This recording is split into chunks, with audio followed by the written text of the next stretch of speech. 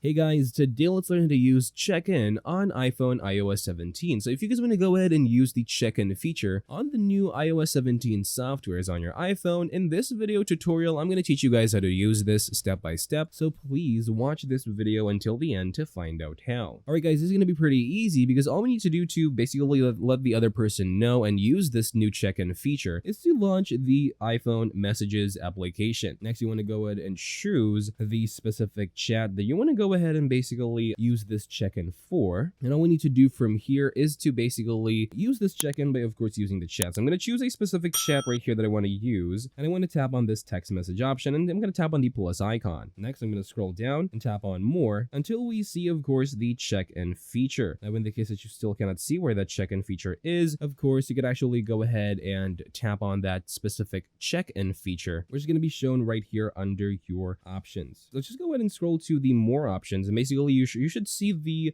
check-in feature located right here. And all we need to do is to tap on that and basically proceed with uploading our check-in feature and using that feature to basically let the person know that we have arrived already on our specific location. And that's all for this video, guys. Thank you guys for watching. Please like this video and subscribe as well if you guys did, and take care.